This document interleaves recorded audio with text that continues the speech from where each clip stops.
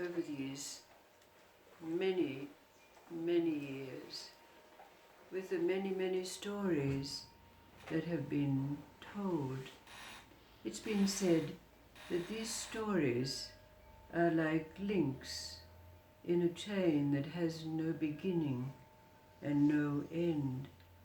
And some of those links have contained stories that were exploring maybe a theme or a word. And some of those stories were like ingredients that we've had to put in our pot to cook up within our own beings.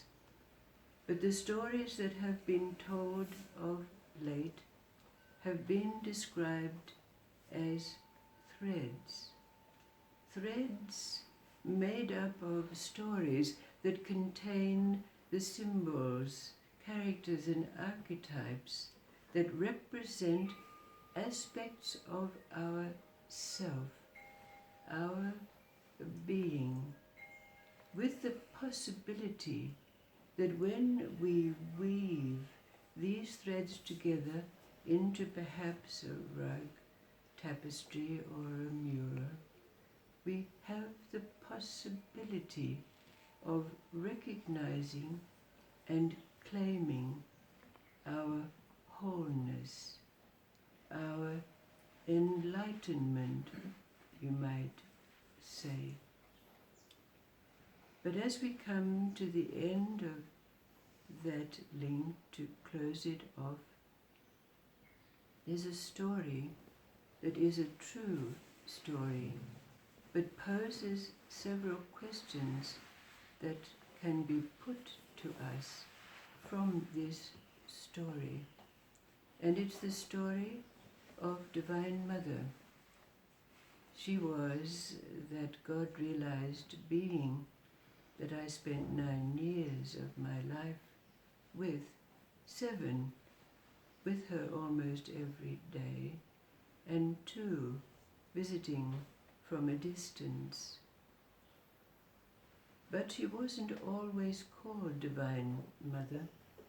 Her given name was Flora No Me, N-O-M-I, which is very symbolic, of course. But she was the daughter of Japanese parents who were brought from Japan to Hawaii to work in the cane fields.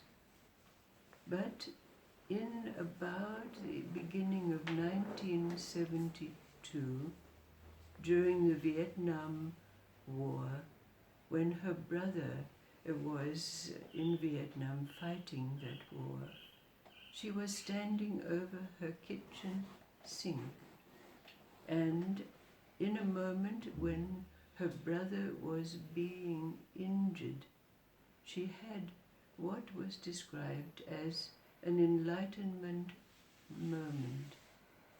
And from that time on, she became what was known as a prayer lady. People would come to her with their problems, their family difficulties, and she would solve them. But some years after that, and it's not certain what year it was, but one day Divine Mother went to her door to answer a knock, and outside that door was a being. She was dressed in hippie clothing, and she said to Divine Mother, "I've come to save an orphan child. I am Viveka." Now Viveka means discrimination or discernment, but we can look up that word if you will. And this description of describing her as an orphan child is because she had no creed. She had no faith, even though she was brought up in a household which followed the Shinto belief. She had no doctrine of her own. She was just a prayer lady. But this being called Viveka stayed with Divine Mother for a month. And during that time, this being, whose name she said was Susan, but in fact, when we saw a photograph of her, was totally androgynous. You could not tell whether she was male or female, even though she was dressed in the garb of a female, which was appropriate at that time. She would not have been able to enter a family household as a man into a married person's household. So Susan she was, and Vivica she was called. But in the month that she was with Divine Mother, she passed on to her that was said that she was to take the power of the great saint and universal saint Ramakrishna, who in a vision some years before had said, and it's chronicled in his annals, that he would have to assume a body in a northwesterly direction to complete his work with the householders. And it was told to Divine Mother that she had been chosen to take the power of Ramakrishna to complete this work. The messenger stayed with her for that month and told her many things, including relating many of what her past lives were. One that is memorable is that she was an elephant, because in fact she had an elephantine memory. But after that, before the messenger left, she pulled down Divine Mother's eyelids to say that she had only come to bless mankind. And with that, she gave Divine Mother a word, one word, which she said was the key to open the consciousness.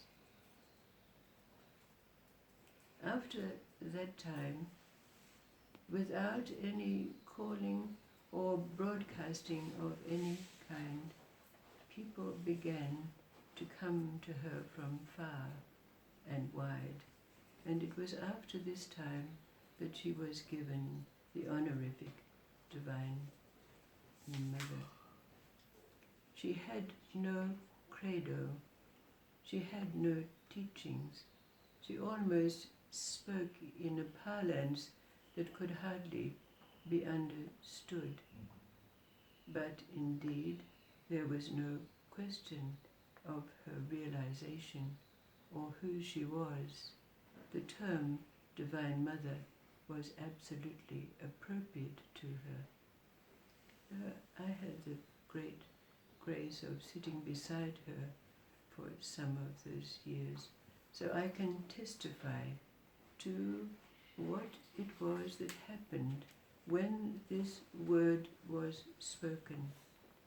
Because in sitting beside her, as soon as she spoke this word, it was like someone switched on a switch.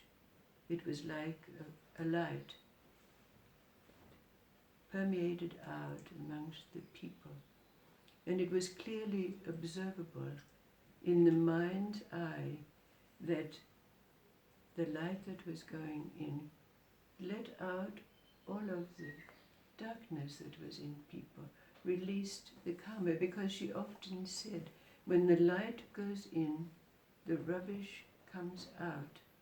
And it was clearly observable that when she gave out, transmitted this light, that's indeed what happened, because you could see it as a cloud above the heads of people, sometimes being sticky like tar. And of course, for myself, there was always the question, what happens to that cloud? What happens to that tar? But that's another thing, because this story brings out several questions, because there are several things that Divine Mother said that are pause for thought for us. One of those things was, you will go beyond me. And she said there were only 3 graces: to be born as a human being, to be seeking liberation, and to be in the presence of an enlightened being. But one thing that she often said was, the age of the gurus is at an end. So there is these questions that arise. With a God-realized being, what is it meant to say, you will go beyond me? And when it's said there are only 3 graces: to be born as a human being, to be seeking liberation, and to be in the presence of an enlightened being, and then to say the age of the gurus is at an end, how does this relate to enlightenment? If we are to claim our wholeness, is to claim enlightenment, because that's what it means to be whole or awake. And yet, when we hear this saying, the age of the gurus is at an end, how does this relate to her stating as an absolute that we have to be in the presence of an enlightened being? That brings us down to this perhaps dilemma that we find ourselves in. Does enlightenment make us a teacher, a master, a guru? What is this wholeness that can be equated with enlightenment? What are we claiming when we weave all the facets of our psyche, our being, into the recognition that it's unique? Maybe a rug, maybe a tapestry, maybe a mural, but whole, always whole, living with wholeness, living with completion, but each being unique in our own way. But how does this relate to those sayings of Divine Mother? As we come to the end of weaving this tapestry, closing off this another link in this never-ending chain, to look at the wholeness of a psyche with all its facets, the demons, the ghouls, the princesses, the kings, the magic, the wands, the feathers. There's been so many stories over these days. But wholeness and enlightenment,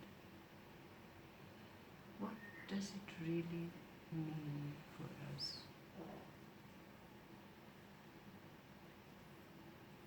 Are we then teachers, masters and gurus?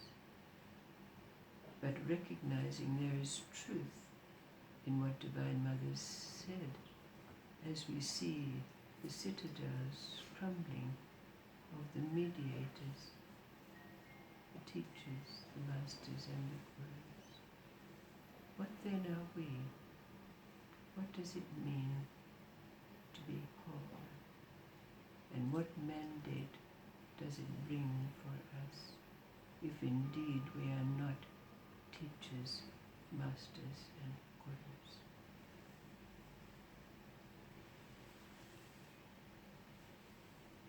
as we close this link, it opens another, which in it there will be the possibility that we can answer the question that is posed by Divine Mother. You will go beyond me. What is it that lies beyond God realization? But first, to complete our tapestry, our rug, to claim who and what we are.